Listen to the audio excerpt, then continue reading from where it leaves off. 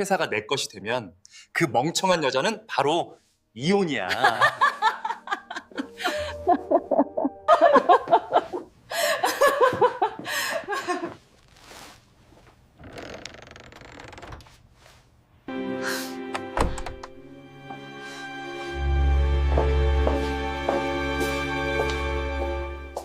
남편의 사무실에 깜빡하고 두고 온 서류를 가져다 주러 갔다가 나는 우연히 남편의 목소리를 들었다. 이 회사가 완전히 내 것이 될 때까지만 기다려. 그럼 바로 아내와 이혼하고 당신과 결혼할 거야. 남편은 자신의 아이를 임신한 비서에게 그렇게 속삭이고 있었다. 나는 그 배신의 현장을 못 들은 척하며 그들을 파멸시킬 계획을 세우기 시작했다. 이 이야기가 시작되기 전에 이 영상을 시청하시는 친구분들이 어느 지역에 계시는지 댓글로 남겨주세요. 좋아요와 구독도 잊지 마세요. 이 채널이 더욱 성장하여 더 흥미로운 이야기를 전해드릴 수 있도록요. 그날 아침 햇살은 유난히 따가웠고 거실에 커다란 통유리창을 뚫고 들어왔다. 김지유는 거울 앞에 서서 단정한 옷매무새를 천천히 매만졌다. 그녀는 돌아가신 아버지께서 물려주신 성진그룹의 대표이사 아내로서 자신의 모습이 완벽하고 우아하며 위엄있게 보이도록 신경 썼다. 남편인 박민주는 몇 시간 전 이사회와 중요한 회의가 있다며 서둘러 출근했다. 가사도우미가 집안일을 모두 마친 것을 확인한 후 지유는 집안에 있는 민준의 서재로 향했다. 그 방은 평소에는 잠겨 있었지만 오늘 아침 민준이 문을 제대로 닫는 것을 잊은 모양이었다. 지윤의 처음 의도는 그저 밤늦게까지 일한 남편의 어지러운 책상을 정리해 주려는 것뿐이었다. 하지만 그녀의 시선은 책더미 옆에 아무렇게나 놓인 두툼한 서류철에 꽂혔다. 지윤은 민준이 출근하기 전 중요한 서류를 찾으며 안절부절 못했던 것을 똑똑히 기억했다. 하지만 결국 그는 포기하고 그냥 나가버렸다. 헌신적인 아내로서 지유는 그 서류를 직접 회사에 가져다 주기로 마음먹었다. 서류를 가방에 넣기 전 강한 충동에 이끌려 지유는 첫 장을 열었다. 인감날인이 된 종이 위 딱딱한 법률 용어들이 눈에 들어왔다. 그 서류의 제목을 읽는 순간 지윤의 심장이 떼는 듯했다. 그것은 주식 일방 양도 계약서 초안이었다. 돌아가신 아버지께서 지윤에게 물려주신 회사의 대주주 지분 전부를 그녀 몰래 박민준의 이름으로 이전한다는 내용이었다. 몇몇 페이지에는 지윤의 서명이 완벽하게 위조되어 있었다. 마지막 장만이 공증인 앞에서 인감날인과 자필 서명을 남겨두고 있었다. 지윤은 숨이 막혔다. 그녀가 그토록 사랑하고 아버지의 유지를 이어갈 사람이라 믿었던 남자가 바로 자신의 집안에서 거대한 강도질을 계획하고 있었던 것이다. 지유는 남편의 의자에 주저앉았다. 머릿속이 아수라장이었다. 결혼 생활 5년 동안 민주는 늘 다정하고 자상하며 세심한 남편이었다. 그는 항상 지윤에게 회사의 무거운 짐은 자신이 질 테니 당신은 집에서 편안하게 삶을 즐기기만 하면 된다고 말했다. 알고 보니 그 모든 배려는 그녀를 방심하게 만들기 위한 환상에 불과했다. 눈물이 눈꺼풀에 차올랐지만 지우는 거칠게 닦아냈다. 지금 무너질 수는 없었다. 아버지는 지윤을 어떤 상황에서도 이성을 잃지 않는 강한 여자로 키우셨다. 방금 발견한 배신감으로 인한 고통 속에서 차가운 계획이 그녀의 머릿속에서 구체화되기 시작했다. 지우는 서재의 커다란 그림 뒤에 숨겨진 아버지가 남기신 비밀 금고로 향했다. 그녀는 특수 용지가 담긴 상자를 꺼냈다. 그 종이는 언뜻 보기에는 일반 서류 용지처럼 보이지만 특정 화학약품이 섞여 있었다. 일반 펜으로 글씨를 쓰면 3일 안에 흔적도 없이 사라지는 종이었다. 아버지는 과거에 강압적인 계약 사기를 피하기 위해 이 방법을 쓴 적이 있다고 말씀하셨다. 지유는 조심스럽게 서류철의 고정세를 풀어 민준의 원본 문서 마지막 장을 빼내고 그 특수 용지로 바꿔치기 했다. 모든 것을 원래대로 정리한 후 지유는 무표정한 얼굴로 집을 나섰다. 성진그룹 본사 건물까지는 차로 약 40분이 걸렸다.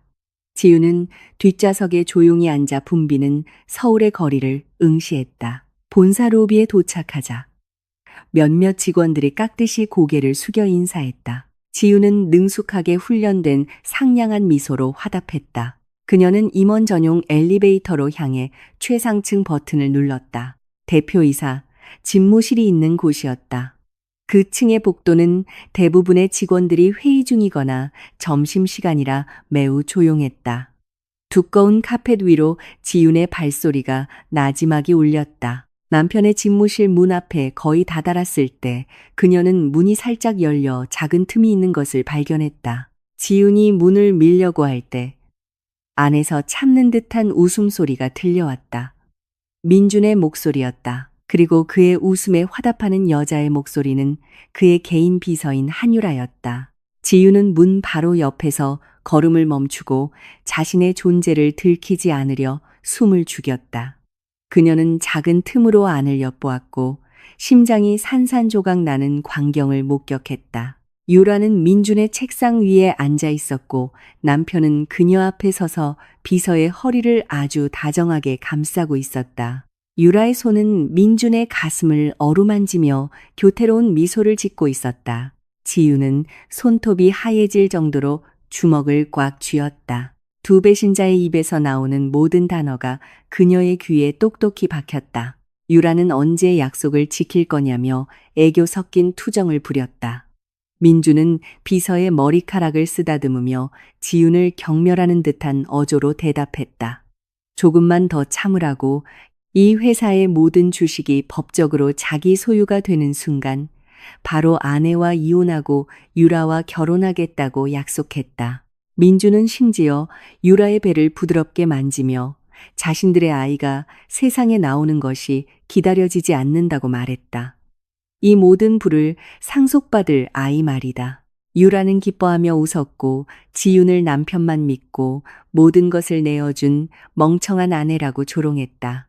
민준도 그 말에 동의하며 웃었다. 그는 지윤을 속이는 것이 자기 인생에서 가장 쉬운 일이었다고 말했다. 그 여자는 순종적인 가정주부가 되는 데에만 너무 바빴으니까. 지윤은 그 현실을 듣고 온몸이 심하게 떨렸다. 남편이 아버지의 재산을 훔치려는 도둑일 뿐만 아니라 자신의 비서를 임신시킨 간통남이라는 사실. 속이 메스꺼워졌다. 만약 감정에 충실했다면 당장 문을 박차고 들어갔을 것이다. 유라의 머리채를 잡고 민준의 뺨을 손이 마비될 때까지 때렸을 것이다. 전 직원 앞에서 그들의 명예를 박살내는 난장판을 만들 수도 있었다. 하지만 지윤의 명석한 두뇌는 섣부른 행동은 그들에게만 이로울 뿐이라고 경고했다. 지금 화를 내면 민주는 자신의 계획이 들통난 것을 알게 될 것이고 그 교활한 남자는 사실을 왜곡하거나 다른 방법으로 회사를 강탈하려 할 것이다. 지윤은 그들에게 그런 만족감을 줄 생각이 없었다. 그들은 대중 앞에서 망신당하는 것보다 훨씬 더 고통스러운 파멸을 당해야 마땅했다. 지윤은 심호흡을 반복하며 심장 박동을 정상으로 되돌렸다. 그녀는 다시 표정을 최대한 차분하고 평온하게 가다듬었다. 소리가 나지 않도록 아주 천천히 움직였다. 지윤은 그 방에서 멀리 뒷걸음질 쳤다. 그녀는 방향을 틀어 아래층의 안내 데스크로 다시 걸어갔다. 지윤은 서류철을 데스크 위에 올려놓고 그곳을 지키던 여직원에게 부드럽게 미소 지었다. 그녀는 그 서류를 남편에게 전달해 달라고 부탁하며 회의가 끝난 후에 주라고 말했다. 급한 일이 생겨서 가봐야 하고 민준의 바쁜 업무를 방해하고 싶지 않다는 핑계를 댔다. 직원은 고개를 끄덕이며 약속했다. 지윤은 몸을 돌려 고개를 꼿꼿이 세운 채 회사 건물을 빠져나왔다. 그녀의 눈에서는 단 한 방울의 눈물도 흐르지 않았다. 그 순간부터 순진하고 순종적이었던 김지윤은 죽었다. 자신을 배신한 자는 누구든 불태워버릴 준비가 된 한 여인으로 다시 태어났다. 그날 밤 집안의 분위기는 마치 폭풍 전야처럼 고요했다. 민주는 매우 기분 좋은 얼굴로 꽤 늦게 귀가했다. 침실에 들어서자마자 그는 침대 가장자리에 앉아 책을 읽고 있는 지윤에게 다가갔다. 민주는 아내를 뒤에서 껴안고 이마에 부드럽게 입을 맞추며 중요한 서류를 사무실에 가져다 줘서 고맙다고 말했다. 그 서류는 회사에 막대한 이익을 가져다 줄 새로운 고객과의 협력 계약서라고 둘러댔다. 지우는 책을 덮고 남편의 포옹에 화답하며 아주 달콤하게 미소 지었다. 그녀는 남편을 정말 믿음직하고 성실한 남자라고 칭찬했다. 민주는 자신의 속임수가 완벽하게 성공했다고 생각하며 자랑스럽게 웃었다. 그는 아내의 눈빛이 변한 것을 전혀 눈치채지 못했다. 민준이 욕실로 들어가기 위해 몸을 돌렸을 때 지윤은 방 한 구석에 큰 거울에 비친 남편의 그림자를 응시했다. 지윤의 입가에 걸린 달콤한 미소는 서서히 차갑고 소름 끼치는 냉소로 변했다. 마음속으로 지윤은 남편에게 나지막이 속삭였다. 모든 것이 남김없이 산산조각 나기 전에 남은 거짓 행복을 마음껏 즐기라고. 다음 날 민준이 출근하자마자 지윤은 거대한 계획의 첫 단계를 실행에 옮겼다. 그녀는 민준과 유라의 교활함에 맞서기 위해 확실하고 유효한 증거 없이는 혼자 싸울 수 없다는 것을 깨달았다. 지윤은 남편의 사교계와는 거리가 먼 도시 외곽의 한적한 커피숍으로 향했다.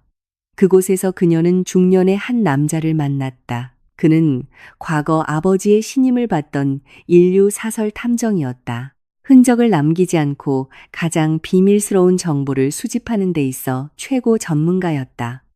지우는 민준과 유라의 사진, 그리고 선금으로 거액의 현금이 든 갈색 봉투를 건넸다. 그녀는 탐정에게 유라와 민준의 모든 움직임을 감시하고 그들의 약점, 자주 가는 장소, 그리고 그들과 관련된 모든 사람들을 알아내 달라고 요청했다. 지유는 이 조사가 최고 수준의 신중함 속에서 이루어져야 한다고 단호하게 명령했다. 탐정의 조사 결과를 기다리는 동안 지유는 적의 심리적 방어선을 뚫기 위한 전략을 세웠다. 그녀는 민준과 유라가 우쭐해져서 더욱 부주의해지도록 만들어야 했다. 지우는 점심시간에 남편에게 전화를 걸어 이번 주말에 집에서 저녁 식사 자리를 갖자고 제안했다. 지우는 아내로서 그동안 민준이 회사를 키우는데 도움을 준 핵심 직원들을 더 가까이에서 알아가고 싶다는 이유를 댔다. 물론 지우는 민준의 유능한 비서인 유라를 꼭 초대하라고 특별히 강조했다. 민준은 처음에는 망설였지만 지윤이 너무나 순수하고 배려심 깊은 어조로 말했기 때문에 결국 동의했다. 그는 이것이 직원들 앞에서 자신의 화목한 가정을 과시하고 동시에 불륜의 흔적을 덮을 좋은 기회라고 생각했다. 약속한 날이 되었다. 지윤의 대저택은 최고급 만찬으로 화려하게 꾸며졌다. 회사의 몇몇 핵심 직원들이 도착했고 그 중에는 그날 밤 유난히 눈에 띄게 차려입은 유라도 있었다. 그녀는 몸매를 과시하는 우아한 드레스를 입고 나타났다. 마치 안주인과 경쟁이라도 하려는 듯이 지유는 완벽하고 극진한 환대로 그들 모두를 맞이했다. 그녀는 아무것도 모르는 아내 역할을 훌륭하게 연기했다. 지유는 손님들 앞에서 계속 유라의 업무 능력을 칭찬하며 민준이 유라처럼 똑똑하고 성실한 비서를 둔 것은 정말 행운이라고 말했다. 그 칭찬을 들은 유라는 승리감에 찬 미소를 지으며 이따금씩 민준을 향해 유혹적인 눈빛을 보냈다.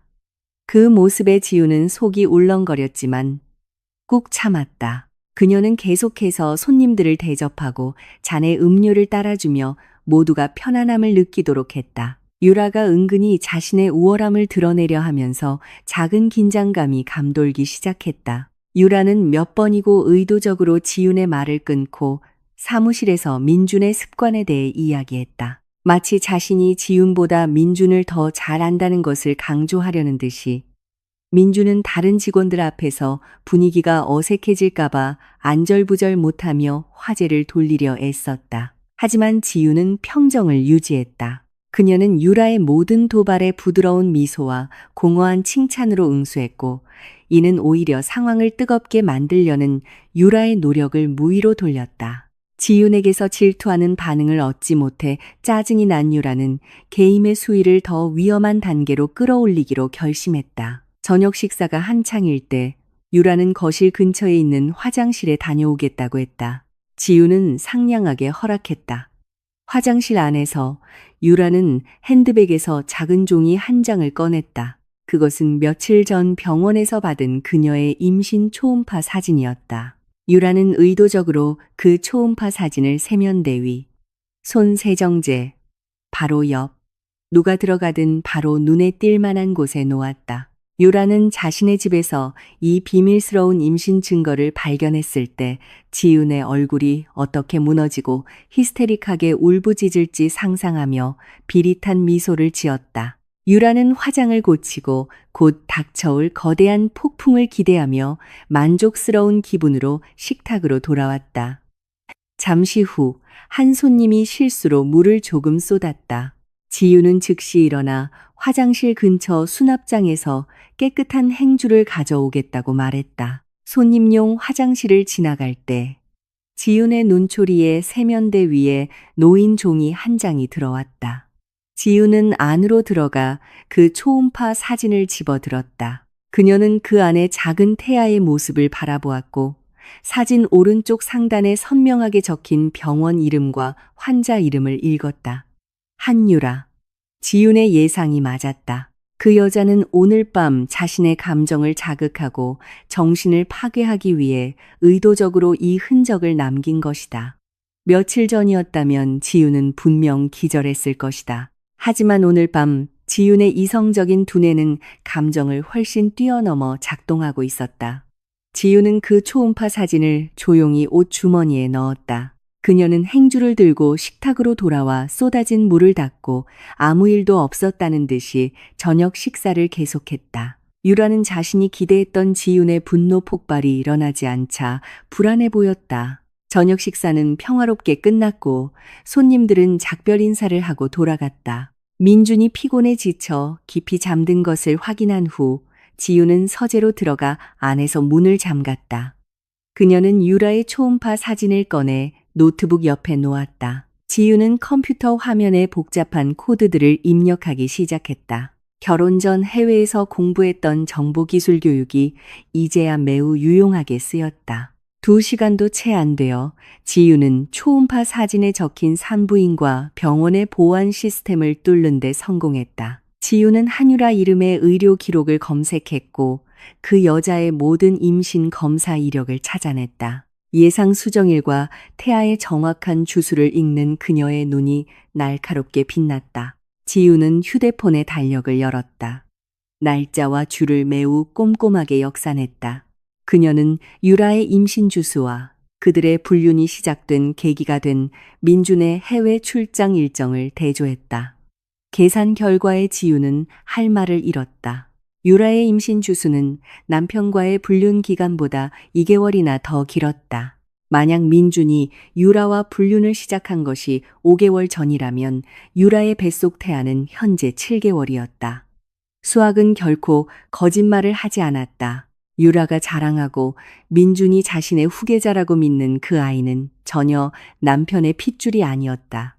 책상 위 휴대폰의 진동 소리가 밤의 정적을 깼다. 아침에 고용한 사설 탐정에게서 메시지가 도착했다. 그는 매우 신속하고 효율적으로 일했다. 메시지에는 간략한 보고서와 고해상도 사진 몇 장이 첨부되어 있었다. 지윤은 첫 번째 사진을 열었다. 한적한 쇼핑몰 주차장에 있는 유라의 모습이 보였다. 그녀는 혼자가 아니었다. 유라는 근무복을 입은 한 남자와 매우 열정적으로 입을 맞추고 있었다. 지윤은 남자의 얼굴을 더 자세히 보기 위해 사진을 확대했다. 지윤은 숨을 멈췄다. 주차장에서 유라와 뜨겁게 포옹하고 있는 그 남자는 매일 민준을 출퇴근시키던 개인 운전기사였다. 지윤은 휴대폰 화면을 오랫동안 응시하다가 나지막이 웃었다. 그 웃음소리는 고요한 밤중에 매우 차갑고 위협적으로 들렸다. 그녀의 적들은 생각보다 훨씬 멍청했고 서로의 등 뒤에서 배신을 저지르고 있었다. 민주는 자신이 지윤을 속였다고 생각하며 똑똑하다고 여겼겠지만 사실 그는 자신의 내연녀에게 철저히 속고 있었던 것이다. 그들을 파멸시킬 첫 번째 퍼즐 조각이 이제 지윤의 손에 단단히 쥐어졌다. 지훈이 남편과 그의 비서의 추악한 비밀을 알게 된 후 며칠이 흘렀다. 호화로운 저택 안에서 지훈은 매우 헌신적인 인생의 동반자 역할을 계속 연기했다. 마치 코앞에서 벌어지는 모든 배신에 눈을 감은 것처럼 그녀는 매일 아침 부드러운 미소로 아침 식사를 차렸고 남편의 출근복을 꼼꼼히 준비했으며 진심 어린 기도로 문 앞까지 배웅했다. 자신이 매우 영리하고 무적이라고 생각하는 민주는 점점 더 과도한 자신감에 빠져들었다. 그는 아내의 부드러움이 실은 자신의 목을 토참의 거미줄이라는 것을 전혀 눈치채지 못했다. 민주는 장인의 유산인 회사를 인수하려는 계획이 순조롭게 진행되고 있다고 느꼈다. 하지만 탐욕은 항상 새로운 먹이를 필요로 했고 민주는 지훈이 준비한 치명적인 함정으로 발을 들여놓기 시작했다. 그날 아침 식당의 분위기는 조금 달랐다. 민주는 주빈석에 앉아 의도적으로 매우 지치고 근심 가득한 표정을 짓고 있었다. 그는 천천히 커피잔을 저으며 이따금씩 무겁게 한숨을 내쉬었다. 식탁에 음식을 차리던 지우는 곁눈질로 남편의 연기를 지켜봤다. 속으로 지우는 그 남자가 얼마나 교묘하게 연기하는지 비웃었다. 하지만 지우는 걱정스러운 표정을 유지했다. 그녀는 민준 옆에 의자를 당겨 우아하게 앉아 남편의 팔을 부드럽게 만졌다. 지우는 매우 염려하는 목소리로 이렇게 화창한 아침에 무슨 고민이 있어 그렇게 우울해 보이냐고 물었다. 그 질문은 미끼였고 민주는 열정적으로 그 미끼를 물었다. 민주는 아내의 눈을 깊이 들여다보며 가족의 미래를 위해 큰 책임을 짊어진 회사 대표의 얼굴을 했다. 그는 거대한 해외 인프라 프로젝트 기회에 대해 이야기하기 시작했다. 그는 이 프로젝트가 수십 년에 한 번 오는 황금 같은 기회라고 매우 설득력 있는 어조로 설명했다. 만약 회사가 입찰에 성공하여 주요 투자자가 되면 얻게 될 이익은 몇 배가 될 것이며 글로벌 시장에서 회사의 입지는 흔들리지 않을 것이라고 했다. 민주는 시장 분석, 잠재적 이익, 그리고 이 프로젝트가 실현될 경우 그들의 미래가 얼마나 밝을지에 대해 장황하게 이야기했다. 하지만 설명이 끝날 무렵 민주는 다시 무거운 한숨을 내쉬며 절망적인 얼굴로 의자의 등을 기댔다. 그는 성공으로 가는 길을 막는 큰 장애물이 하나 있다고 말했다. 지우는 고개를 살짝 기울여 혼란스럽지만 남편을 돕고 싶어하는 여성의 표정을 지었다. 그녀는 민준이 계속 불평하도록 유도했다. 민주는 이어서 회사가 현재 해외 파트너에게 초기 보증금으로 납부할 현금이 부족하다고 설명했다. 회사의 모든 자본은 진행 중인 여러 프로젝트에 묶여 있어 재무 균형을 깨뜨리지 않고는 즉시 인출할 수 없다고 했다. 민주는 고개를 숙여 지훈의 손을 꼭 잡고 애원하는 눈빛으로 아내를 바라봤다. 마침내 그는 본심을 드러냈다. 그는 지훈의 돌아가신 아버지가 남긴 비상 예비 자금을 사용할 수 있도록 허락해달라고 간청했다. 그 예비 자금은 유일한 상속인인 지훈의 직접적인 서명 승인이 있어야만 접근할 수 있는 특별 계좌에 보관되어 있었다. 그 요청을 들은 지훈은 잠시 침묵했다. 그녀는 자신이 깊이 고민하고 망설이고 있다는 인상을 주기 위해 몇 분간 식당에 침묵이 흐르도록 내버려 두었다. 그 예비 자금은 아버지의 마지막 유언이었다. 회사의 생존을 위협하는 정말 긴급한 상황이 아니면 절대 건드려서는 안 되는 재정적 방어벽이었다. 민주는 온갖 달콤한 말과 거짓 약속으로 계속 설득했다. 그는 자신의 사랑을 걸고 맹세하며 그 자금은 잠시 빌리는 것이며 프로젝트의 막대한 이익과 함께 곧바로 온전히 돌려주겠다고 약속했다. 연기할 시간이 충분하다고 느낀 지우는 마침내 천천히 한숨을 내쉬며 고개를 끄덕였다. 그녀는 옅은 미소를 지으며 거짓된 확신에 찬 눈빛으로 민준을 바라보며 남편을 전적으로 신뢰한다고 말했다. 지우는 아버지의 모든 유산은 이제 민준의 것이기도 하며 회사의 영광을 위해 그 자금 인출 서류에 서명할 용의가 있다고 밝혔다. 민주는 기쁨을 거의 감추지 못했다. 그의 눈은 밝게 빛났고 얼굴에는 환한 미소가 번졌다. 그는 즉시 지윤을 꼭 껴안았다. 거듭 감사 인사를 하며 아내의 얼굴에 입을 맞췄다. 민주는 마치 아내가 동의할 것이라고 확신했던 것처럼 서류 가방에서 한 뭉치의 승인 서류를 즉시 꺼냈다. 지윤은 펜을 들고 마지막 페이지를 훑어본 후 인감 날인된 종이 위에 매우 차분한 손놀림으로 서명했다. 민주는 너무 흥분해서 약간 떨리는 손으로 그 서류를 받았다. 그는 내연녀와 함께 사악한 계획을 실행에 옮길 생각에 참을 수 없어 가벼운 발걸음으로 서둘러 출근 인사를 했다. 민준이 몰랐던 것은 그가 방금 얻은 승인이 실은 지윤이 오래전부터 치밀하게 준비한 거대한 시나리오의 일부였다는 사실이다. 일주일 전 지윤이 불륜과 회사 강탈 계획의 증거를 발견한 직후 그녀는 돌아가신 아버지의 신임받던 오른팔이었던 베테랑 변호사와 비밀리에 만났다. 그 만남은 그들의 계획을 아무도 알 수 없도록 최고 수준의 보안이 갖춰진 밀실에서 이루어졌다. 지우는 위조된 주식 양도 계약서 초안부터 민준과 그의 비서의 불륜 사진까지 자신이 가진 모든 증거를 변호사에게 털어놓았다. 늙은 변호사는 돌아가신 친구의 딸이 겪은 배신에 크게 분노했다. 그리고 그는 그 탐욕스러운 남자를 뿌리까지 파괴하는데 돕겠다고 맹세했다. 지우는 그 변호사와 함께 매우 영리하고 치명적인 금융함정을 설계했다.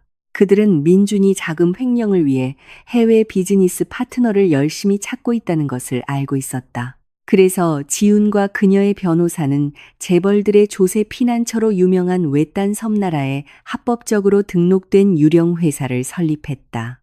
이 유령 회사는 가짜 이사회 구성, 인상적인 가짜 프로젝트 포트폴리오, 그리고 전문적인 법률 대리인까지 갖춰 매우 설득력 있게 보이도록 설계되었다.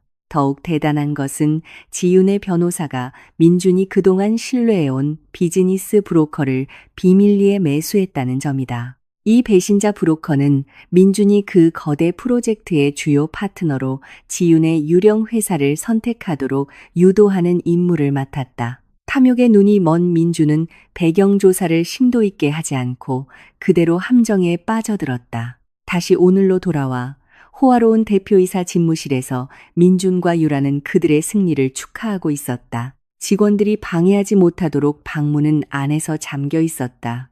유라는 민준의 무릎에 앉아 그의 목에 팔을 두르고 명랑하게 웃었다. 그들 앞에는 국제은행 거래 과정을 보여주는 대형 컴퓨터 화면이 있었다. 민준은 방금 재무팀에 회사의 모든 비상 예비 자금을 프로젝트 파트너인 해외 회사 계좌로 이체하라고 명령했다. 민준의 계획은 간단하지만 교활했다. 그 해외 회사는 자금을 받아 약간의 행정 수수료를 뗀 후 남은 막대한 금액을 민준의 해외 비밀 개인 계좌로 이체할 것이었다. 이런 방식으로 돈은 깨끗하게 세탁되고 민준은 당국의 의심 없이 장인의 재산을 차지할 수 있었다. 민준의 손가락은 책상 위에서 춤을 추듯 빠르게 뛰는 심장 박동에 맞춰 가볍게 두드렸다. 유라는 남편의 뺨에 여러 번 입을 맞추며 그가 만든 계획이 얼마나 천재적인지 칭찬하는 말을 속삭였다. 유라는 이미 해외에서 누릴 호화로운 삶을 상상하고 있었다. 매일 명품을 쇼핑하고 더 이상 일할 필요 없이 웅장한 저택에서 사는 삶. 몇 분이 몇 시간처럼 느껴진 후 민준의 비밀 휴대폰에 알림이 떴다.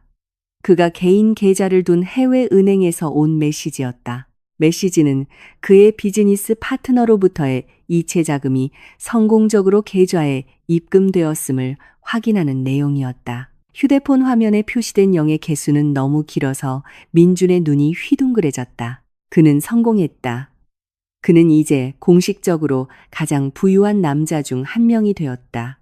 자신의 것이 아닌 재산을 매우 깔끔한 방법으로 차지했다. 민준은 유라를 무릎에서 들어 올리고 그들의 새로운 부를 축하하며 방 안에서 작은 춤을 췄다. 그는 다시 의자에 앉았다. 급등한 계좌 잔고를 즐기기 위해 휴대폰의 은행 앱을 열었다. 그는 너무 흥분해서 떨리는 손으로 비밀번호를 입력했다. 화면이 메인 페이지를 로딩하며 엄청난 잔액을 표시했다. 민주는 세상의 왕이 된 것처럼 환하게 웃었다. 하지만 몇 초 후 화면의 모습이 바뀌었다. 은행 앱이 갑자기 자동으로 페이지를 새로 고침했다. 방금 민준을 세상의 왕처럼 느끼게 했던 긴 숫자들은 잠시 깜빡이더니 순식간에 형태를 바꿨다. 민준의 얼굴에서 미소가 얼어붙었다. 그의 피가 씻는 것 같았고 온몸이 싸늘해졌다. 그는 눈을 여러 번 비볐다. 자신이 본 것을 믿을 수 없었다. 그는 떨리는 손가락으로 새로 고친 버튼을 눌렀다. 그저 앱의 시스템 오류이기를 바랐다. 하지만 결과는 같았다. 그의 비밀 개인 계좌 잔고는 이제 크고 조롱하는 듯한 0을 표시하고 있었다. 방금 입금된 모든 자금, 아내의 회사에서 강탈한 결과물인 그 돈이 흔적도 없이 사라져버렸다. 민주는 그 은행 시스템에 지윤의 변호사가 설치한 자동 인출 프로토콜이 있었다는 것을 몰랐다. 돈이 민준의 계좌에 입금되자마자 시스템은 즉시 모든 자금을 쓸어 담아 지윤이 완벽하게 통제하는 다층적인 자산 보호 계좌로 옮겼다. 민준이 다시는 손댈 수 없는 곳으로. 탐욕스러운 남자는 입을 벌린 채 휴대폰 화면을 응시했다. 그의 세계가 눈앞에서 서서히 무너져 내리고 있었다. 대표이사 집무실에는 숨막히는 정적이 흘렀다. 민주는 여전히 휴대폰 화면에 시선을 고정한 채 넋을 잃고 있었다. 그의 숨은 가빠졌고 이마와 셔츠 기세는 식은땀이 흐르기 시작했다. 화면 속의 0이라는 숫자는 마치 그의 모든 오만과 힘들게 쌓아올린 교활한 계획을 비웃는 듯했다. 작은 거울 앞에서 화장을 고치느라 여념이 없던 유라는 옆에 있는 남자의 태도가 급격히 변한 것을 알아차리기 시작했다. 유라는 민준에게 다가가 그의 팔에 몸을 기댄 채 무슨 일이냐며 애교 섞인 목소리로 물었다. 그녀는 민준의 휴대폰 화면을 엿보려 했지만 민준은 거친 반사적인 동작으로 즉시 화면을 끄고 재킷 주머니에 숨겼다. 유라는 그 거친 반응에 놀랐다. 그녀의 눈은 의문으로 가득 찼다. 민준은 애써 표정을 관리하며 힘겹게 침을 삼킨 후 매우 부자연스럽고 억지스러운 미소를 지었다. 민준은 국제은행 결제 시스템에 약간의 기술적 문제가 생겼다고 유라에게 거짓말을 했다. 그는 거액의 자금은 실제로 인출하고 사용하기 전에 며칠간 보류되는 경우가 많다고 거짓 설명을 늘어놓았다. 그는 유라에게 모든 것이 안전하고 통제하에 있으니 걱정하지 말고 조금만 더 기다리라고 안심시켰다. 고위급 은행 업무에 대한 지식이 거의 없었던 유라는 그의 말을 믿고 안도의 미소를 되찾았다. 그녀는 모든 일이 끝나면 함께 떠날 호화로운 휴가 계획에 대해 다시 이야기하기 시작했다. 유라가 계속 떠드는 동안 민준의 머릿속은 온갖 생각으로 복잡했다. 그는 극심한 공황 상태에 빠졌다. 그 돈 자체가 불법적인 횡령의 결과물이었기 때문에 돈이 사라진 것을 당국에 신고할 수는 없었다. 신고한다면 그것은 스스로 감옥에 들어가는 것과 같았다. 민주는 자신이 만든 덫에 갇혔고 좌절감이 그의 이성을 잠식하기 시작했다. 도시의 다른 한편에서 지우는 집거실에 편안히 앉아 따뜻한 차를 마시며 마음을 안정시키는 클래식 음악을 감상하고 있었다. 민준의 계좌에서 자금 인출이 성공했다는 보고는 몇 시간 전 변호사로부터 받았다. 만족스러운 미소가 지윤의 입가에 번졌다. 남편의 힘의 원천을 차단하는 첫 번째 단계는 완벽하게 성공했다. 이제 두 배신자 사이에 남은 신뢰의 잔재를 파괴할 차례였다. 지윤은 찻잔을 내려놓고 휴대폰으로 메시지를 입력하기 시작했다. 회사 조직 밖에 있는 그녀의 신뢰할 수 있는 개인 비서에게 연락했다. 그녀는 민준과 유라의 이성을 갉아먹을 심리전 단계를 시작하라는 특별 지시를 내렸다. 지우는 비서에게 최고급 쇼핑센터의 가장 독점적인 부티크들을 방문하라고 명령했다. 그 비서는 거래 흔적을 남기지 않기 위해 현금으로 엄청나게 비싼 명품들을 사들이는 임무를 맡았다. 구매한 물건들은 평범한 것들이 아니었다. 반짝이는 다이아몬드가 박힌 보석, 한정판 유명 디자이너 핸드백, 그리고 크리스탈이 촘촘히 박힌 아름다운 하이힐이었다. 모든 물건은 매우 고급스러운 선물 상자에 담겨 우아한 리본으로 장식되었다. 지유는 또한 비서에게 각 선물 상자에 축하 카드를 넣으라고 지시했다. 그 카드들에는 매우 낭만적이고 모호하며 비밀스러운 사랑의 메시지가 담겨 있었다. 메시지들은 당신의 비밀펜, 당신의 진정한 남자, 또는 언제나 당신의 손길을 그리워하는 사람과 같은 애매한 호칭을 사용하여 보낸 사람의 이름을 명확히 밝히지 않았다. 이 고급스러운 선물 꾸러미들은 이후 특별 택배를 통해 정기적으로 유라가 사는 개인 오피스텔 주소로 직접 배달되었다. 다음 날 오후 퇴근 시간이 끝난 후 민주는 유라의 오피스텔에 들르기로 했다. 수백억 원의 돈이 아무런 설명 없이 증발해버린 것을 생각하니 머리가 지끈거리고 가슴이 답답했다. 그는 자신의 비즈니스 브로커에게 여러 번 전화했지만 남자의 번호는 이미 없는 번호였고 행방을 알 수 없었다. 민주는 내연녀의 품에서 잠시나마 평온을 얻을 수 있기를 바라며 유라의 오피스텔을 찾았다. 그러나 그가 호화로운 오피스텔 거실로 들어섰을 때 그를 맞이한 광경은 그의 분노를 끌어오르게 했다. 유리 테이블 위에는 이미 개봉된 여러 개의 고급 선물 상자들이 흩어져 있었다. 다이아몬드 목걸이가 고급 주택 한 채 값에 해당하는 디자이너 가방 옆에 놓여 있었다. 유라는 큰 거울 앞에 서서 행복에 가득 찬 빛나는 얼굴로 그 다이아몬드 목걸이를 착용해 보고 있었다. 민주는 걸음을 멈췄다. 그의 눈은 그 명품 선물 더미를 날카롭게 응시했다. 그는 최근 몇 주 동안 유라에게 그렇게 비싼 물건들을 사준 적이 없다는 것을 확실히 알고 있었다. 특히 지금은 사라진 돈 때문에 골치가 아픈 상황이었다. 의심이 즉시 민준의 마음을 뒤덮었다. 그는 테이블로 다가가 바닥에 떨어진 축하 카드 한 장을 집어들고 그 안에 낭만적인 메시지를 읽었다. 민준의 턱이 굳어졌다. 맹목적인 질투와 회사의 자금 손실로 인한 불안감이 민준의 감정 통제력을 잃게 만들었다. 그는 그 카드를 테이블 위로 내동댕이 쳤고 그 소리에 유라는 깜짝 놀랐다. 민주는 즉시 유라에게 고압적인 어조로 질문을 퍼부으며 이 모든 명품들이 어디서 났는지, 그리고 감히 자신의 내연녀에게 낭만적인 선물을 보낸 계자식이 누구인지 설명하라고 다그쳤다. 유라는 민준의 갑작스러운 분노에 깜짝 놀랐다. 그녀는 즉시 다이아몬드 목걸이를 풀고 불안한 목소리로 남편을 진정시키려 애썼다. 유라는 그 소포들을 누가 보냈는지 전혀 모른다고 맹세했다. 그녀는 그 물건들이 신원불명의 택배를 통해 그냥 배달되었다고 둘러댔다. 아마도 어떤 비밀펜이 주소를 잘못 보냈거나 관심을 끌려는 비즈니스 파트너가 있을 것이라고 추측했다. 하지만 그 이유들은 민준의 귀에 매우 비논리적으로 들렸다. 속이는 데 익숙한 남자는 이제 자신이 그동안 믿어왔던 여자에게 역으로 속고 있다고 확신했다. 민주는 유라를 의심과 혐오가 가득한 눈으로 바라보며 한마디 말도 없이 문을 매우 세게 쾅 닫고 오피스텔을 떠났다. 민준이 떠난 후 유라는 매우 당황스럽고 혼란스러웠다.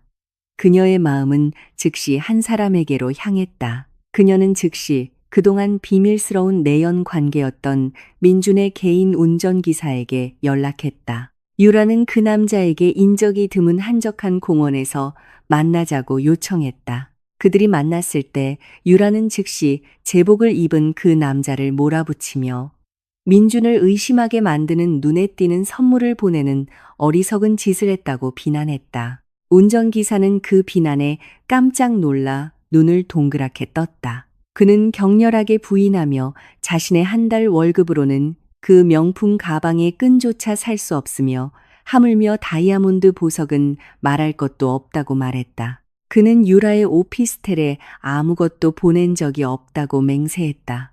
운전기사의 부인은 유라를 더욱 혼란스럽게 만들었다. 만약 그 운전기사가 보낸 것이 아니라면 대체 누구란 말인가? 보이지 않는 곳에서 누군가가 자신의 삶을 가지고 장난치고 있으며 모든 발걸음을 감시하고 있다는 두려움이 유라의 마음속에 스며들기 시작했다. 한편 여전히 질투와 의심의 불길에 휩싸인 민주는 극단적인 조치를 취하기로 결심했다. 그날 밤 유라가 오피스텔에서 샤워를 하는 동안 민주는 침대 위에 놓인 그녀의 휴대폰을 몰래 집어들었다. 민주는 능숙하게 매우 정교한 숨겨진 도청 앱을 유라의 휴대폰에 다운로드하고 설치했다. 이 앱은 음성 통화를 녹음하고 모든 문자 메시지를 소유자가 모르게 즉시 민준의 휴대폰으로 전달할 것이었다. 민주는 휴대폰을 원래 위치에 다시 놓고 유라가 욕실에서 나왔을 때 잠든 척했다. 그날 밤부터 민주는 자신의 내연녀의 모든 움직임과 비밀스러운 대화를 계속 감시하는 스토커가 되었다. 이틀 후 민준의 의심은 마침내 결실을 맺었다. 비록 그가 들은 결과는 매우 치명적인 오해였지만 말이다.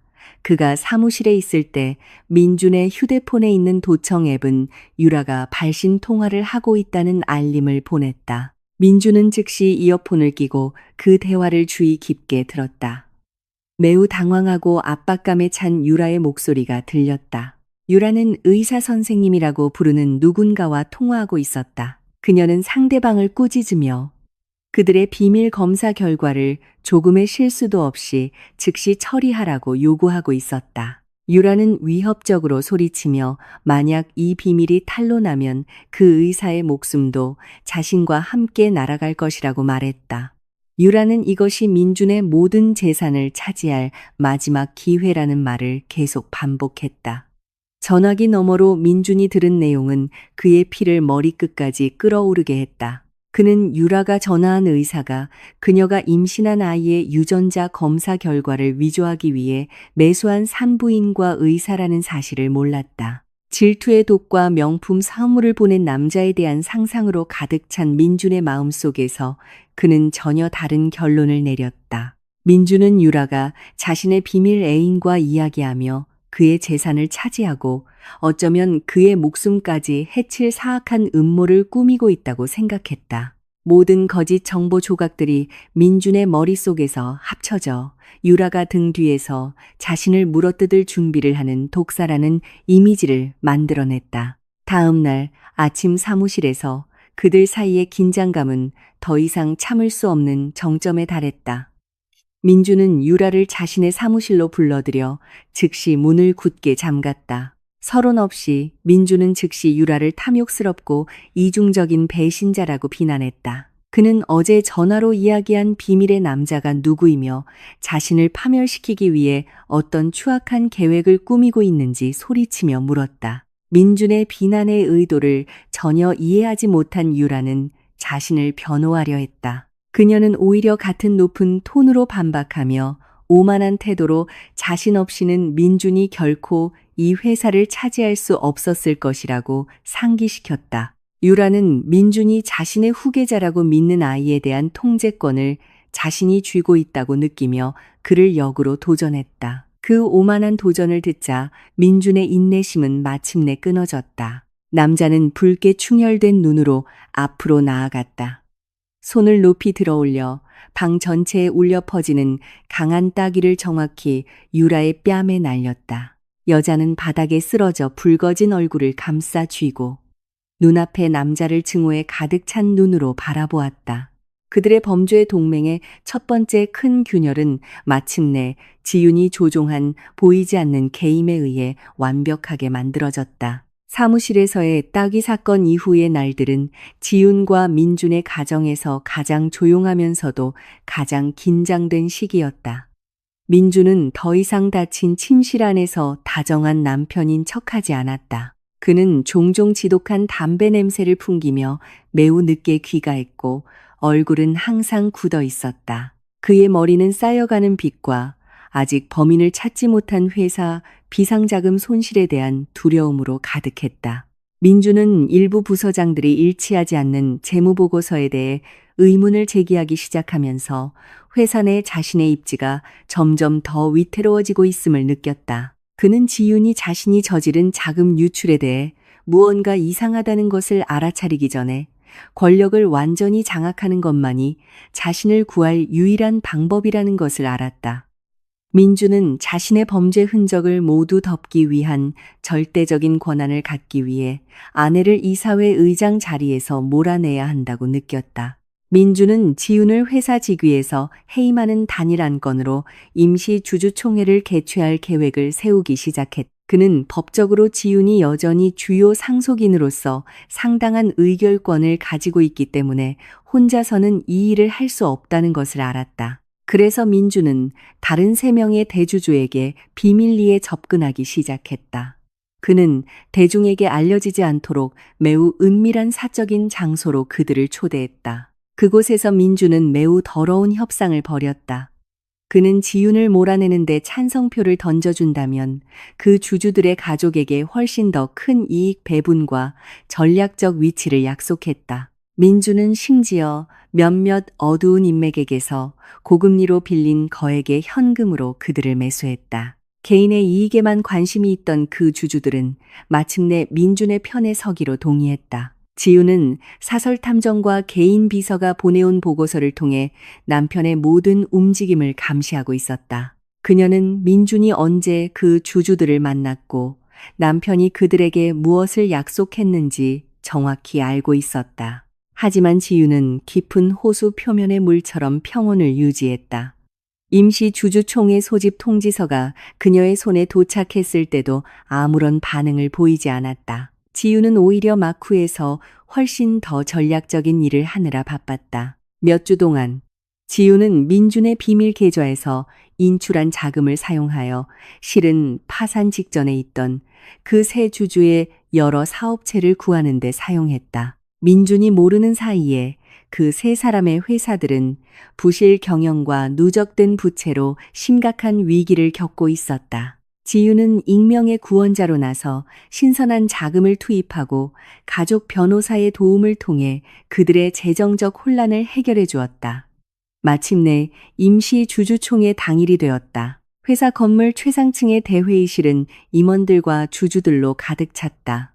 민주는 마치 전투가 시작되기도 전에 이미 승리한 것처럼 매우 자신감 있는 얼굴로 의장석에 앉았다. 유라는 방 한구석에 서서 방금 들어선 지훈을 향해 비웃는 미소를 보냈다. 지훈은 단정하게 정리된 복장으로 매우 우아하게 걸어 들어왔다. 그녀의 얼굴에는 조금의 망설임도 없었다. 그녀는 맑고 차분한 목소리로 모든 사람에게 인사하고 자리에 앉았다.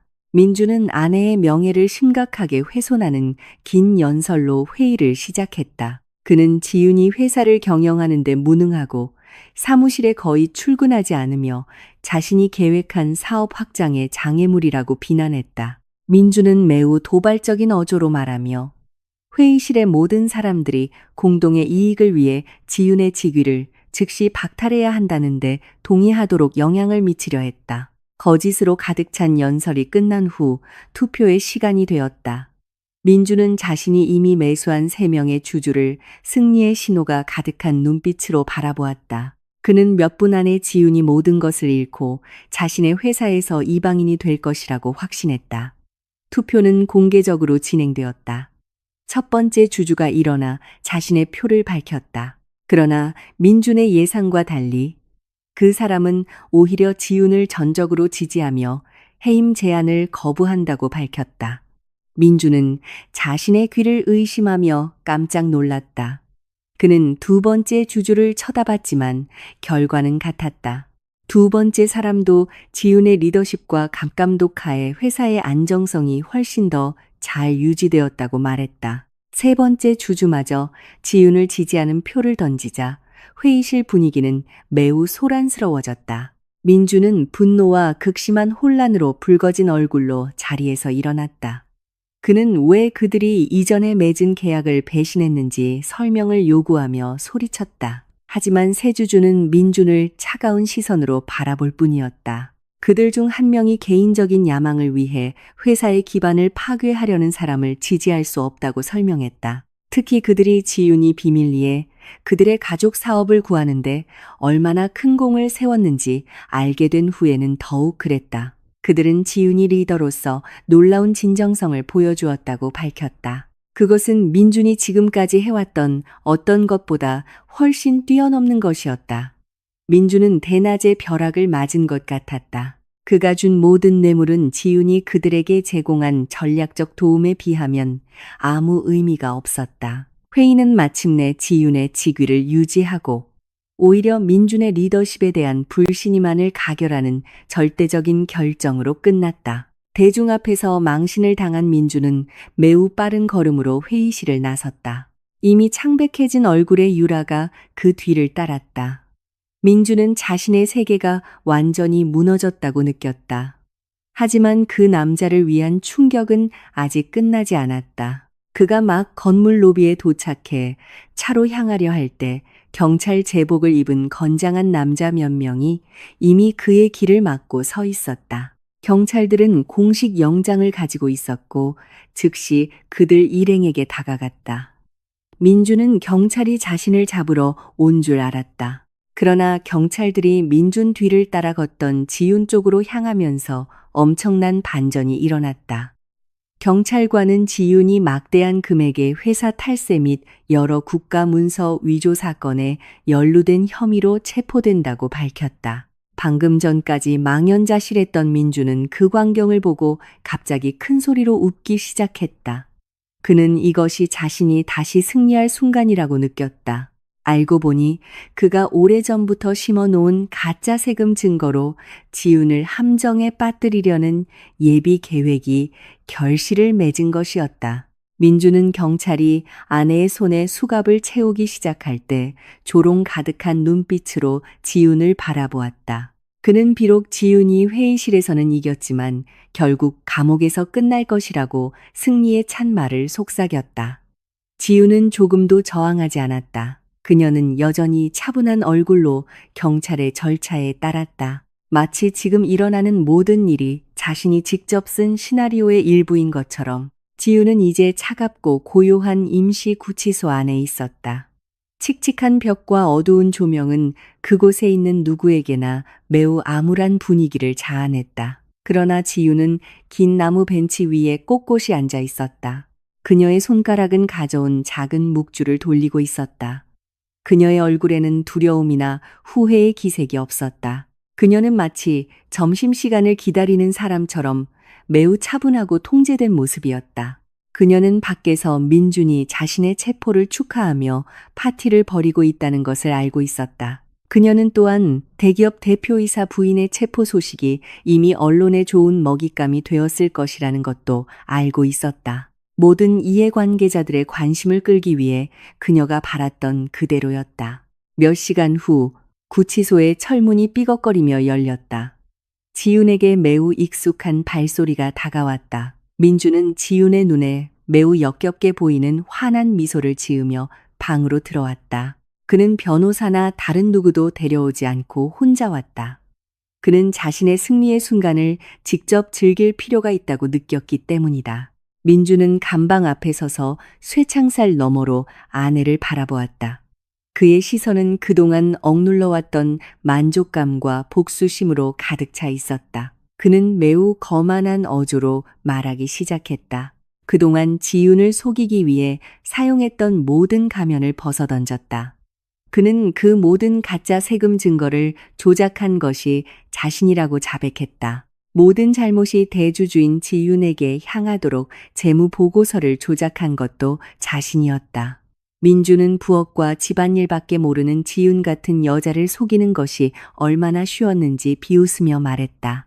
그는 심지어 처음부터 지윤과 결혼한 목적이 단지 그녀 가족의 부를 얻고 여자가 이끌기에는 부적합하다고 생각했던 회사를 차지하기 위해서였다고 자랑스럽게 인정했다. 민주는 유라와의 불륜이 이미 몇 년째 지속되어 왔다는 것부터 지윤이 장기 징역형을 선고받은 후 즉시 이혼할 계획까지 자신의 모든 배신을 상세히 털어놓았다. 민주는 증인이나 녹음 장치가 없을 것이라고 생각한 구치소 안에서 말하는 것이 매우 안전하다고 느꼈다. 그는 곧 지윤의 모든 자산이 국가에 의해 몰수될 것이며 자신은 유라와 함께 세운 새로운 회사를 통해 그 자산들을 되사는 영웅으로 나타날 것이라고 말했다. 지우는 민준의 입에서 나오는 모든 문장을 인내심을 갖고 들었다. 그녀는 이따금씩 고개를 끄덕이며 남편이 자신이 저지른 범죄들에 대해 더 많이, 더 자세히 이야기하도록 유도했다.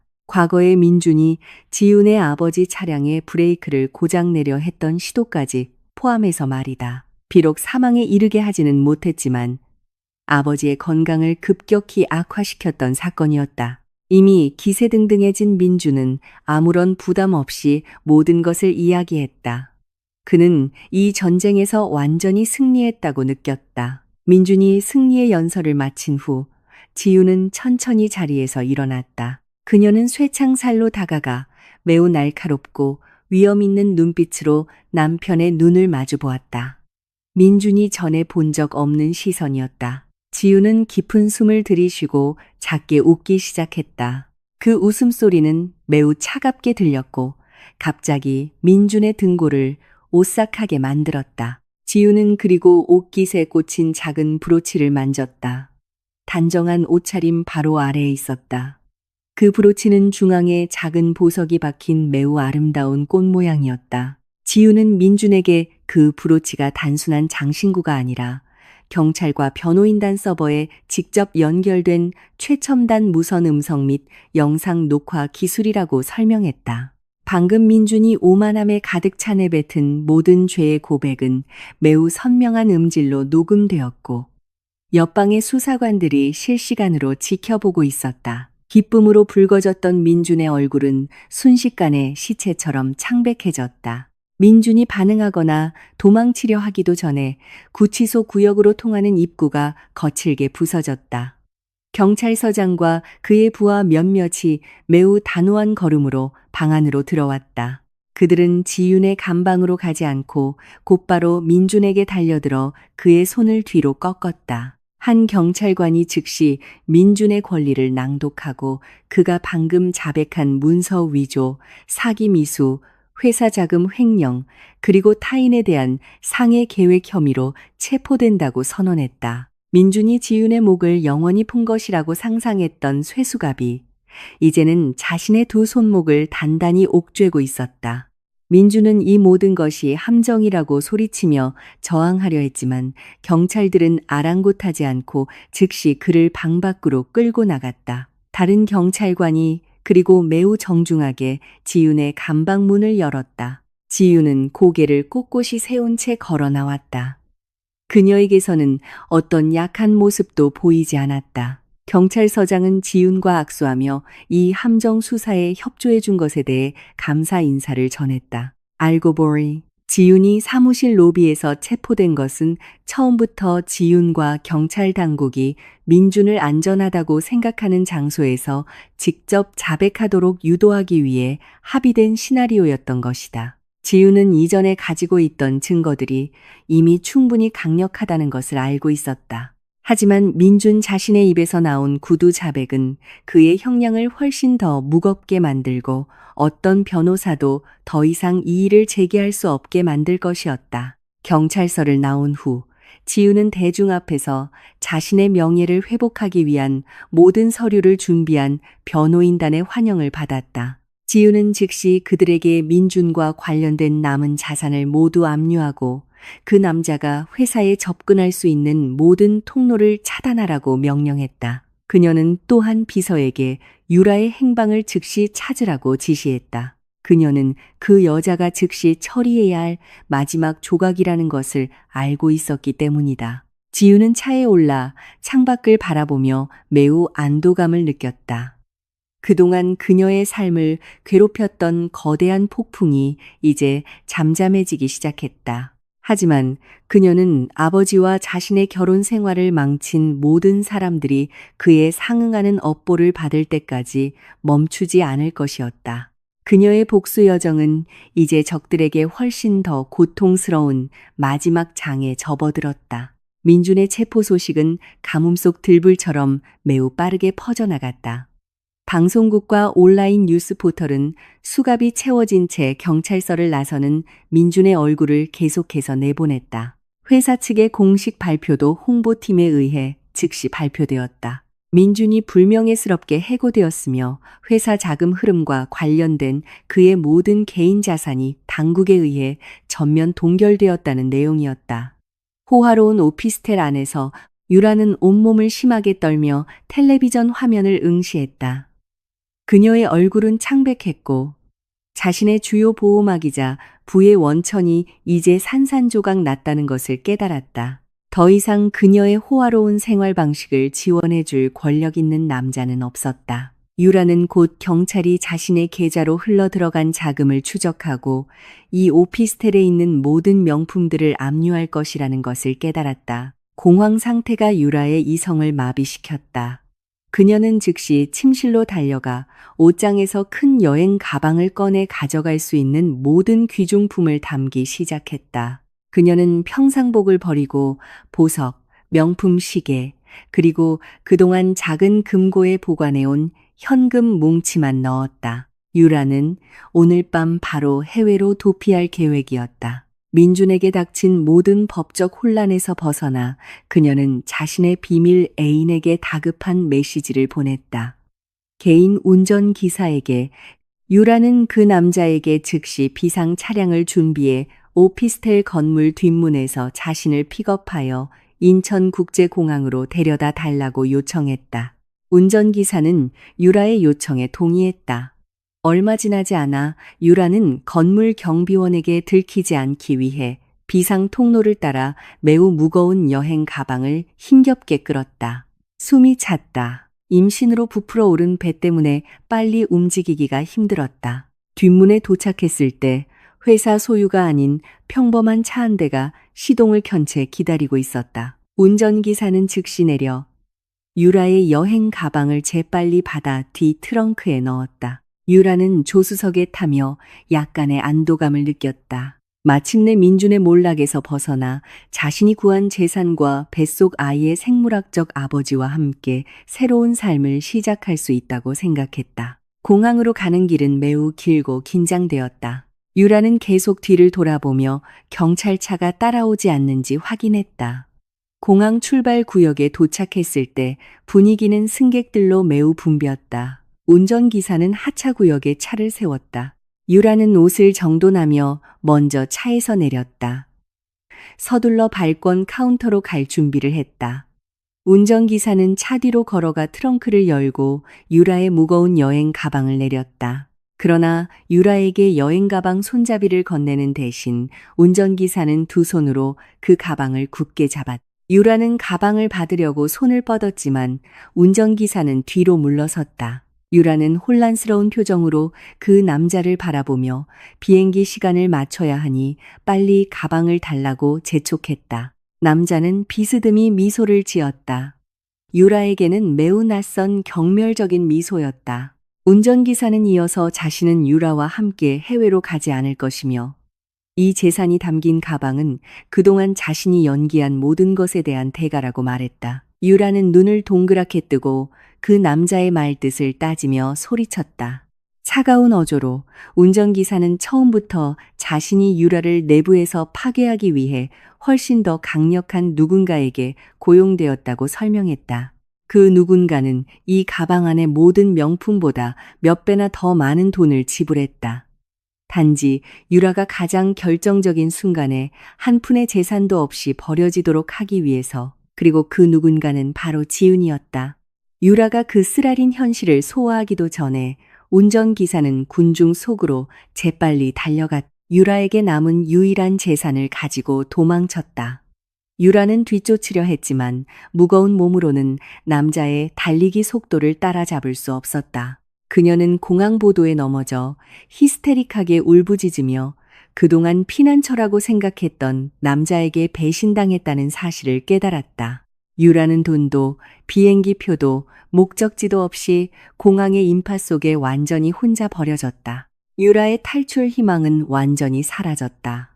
그녀는 남은 힘을 다해 일어나 다시 숨을 곳을 찾기 위해 택시를 잡으려 했다. 그러나 그녀가 몸을 돌렸을 때 그녀의 탈출로는 험상궂은 얼굴과 매우 위협적으로 보이는 가죽옷을 입은 3명의 거구의 남자들에 의해 막혀 있었다. 그 남자들은 거물급 사채업자, 집단의 빚쟁이들이었다.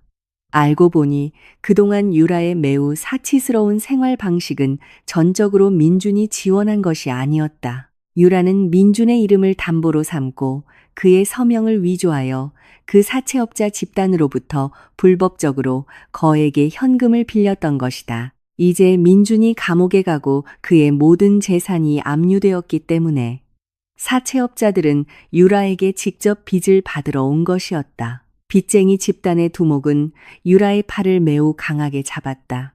위협적인 어조로 돈을 갚을 수 없으니 다른 방법으로 빚을 갚아야 한다고 속삭였다. 유라는 공항의 인파 속에서 강제로 끌려가 사치를 잃는 것보다 훨씬 더 끔찍한 새로운 악몽 속으로 들어갔다. 몇 달 후, 민준에 대한 법적 절차는 대중이 매우 기다리던 재판 단계에 접어들었다. 지방 법원의 주 법정은 그 거대한 회사 스캔들의 결말에 궁금해하는 기자, 비즈니스 분석가, 그리고 일반 대중으로 가득 차 보였다. 민주는 수감복을 입고 피고인석에 앉아 있었다. 그의 얼굴은 매우 수척했고 머리는 헝클어졌으며 눈빛은 깊은 절망감을 드러냈다. 한때 그에게 늘 붙어 다녔던 사치와 오만함은 이제 흔적도 없이 사라졌다. 대신 패배자의 기운이 그를 감쌌다. 앞쪽 방청석에 지유는 매우 우아하게 앉아 있었다. 그녀는 마치 결말을 이미 알고 있는 연극을 보는 것처럼 무표정한 얼굴로 재판 진행을 지켜보았다. 검사는 민준에 대한 매우 무거운 여러 혐의를 낭독하기 시작했다.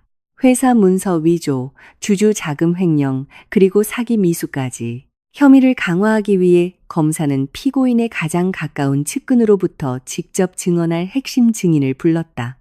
법정 문이 열리고 유라가 경찰관의 호의를 받으며 들어왔다. 유라의 모습은 매우 초라하고 비참했다. 그녀는 점점 커지는 배와 함께 매우 말라 보였다. 지난 몇 달 동안 유라는 빚쟁이들의 협박으로 공포 속에서 살았다. 결국 경찰이 초기 수사의 일환으로 그녀를 구금했다. 더 무거운 징역형의 위협에서 자신을 구하고 빚의 굴레에서 벗어나기 위해 유라는 민준에게 불리한 증언을 하는 증인이 되기로 검찰과 합의했다. 유라는 증인석에 앉아 선서했다.